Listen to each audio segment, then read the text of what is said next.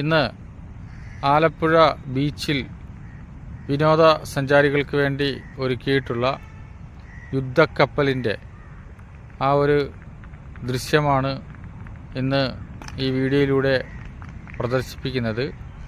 ഇപ്പോൾ ആലപ്പുഴ ബീച്ചിലെ ഒരു പ്രധാന ആകർഷണ കേന്ദ്രമായി ഈ യുദ്ധക്കപ്പൽ മാറിയിട്ടുള്ളതാണ്.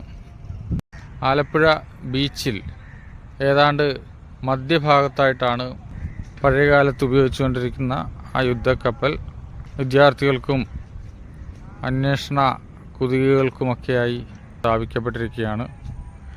Indian naval first attack craft in FAC T81, അതായത് ഗോവ ഷിപ്പ്യാർഡിൽ നിർമ്മിച്ച 25 മീറ്റർ നീളമുള്ള അതിവേഗ യുദ്ധക്കപ്പലാണ് Indian naval fast attack craft INFAC T81.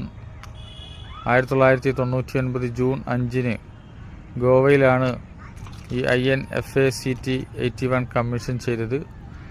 തീരക്കടലിൽ സുരക്ഷയ്ക്കും കാവലിനും കമാൻഡോ ഓപ്പറേഷനുകൾക്കും രക്ഷാപ്രവർത്തനങ്ങൾക്കും പ്രതിരോധ പ്രവർത്തനങ്ങൾക്കും INFAC T81 നിയോഗിക്കപ്പെട്ടിരുന്നു.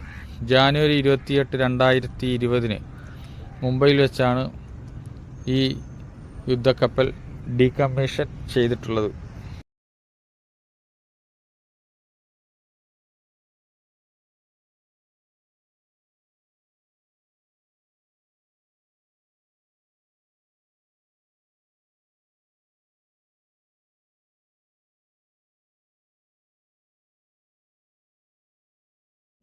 നിലവിൽ ഈ യുദ്ധക്കപ്പലിൽ അനധികൃതമായി പ്രവേശിക്കാൻ പാടില്ല എന്നും പ്രത്യേകം ഇവിടെ നോട്ടീസ് ബോർഡ് സ്ഥാപിച്ചിട്ടുണ്ട്.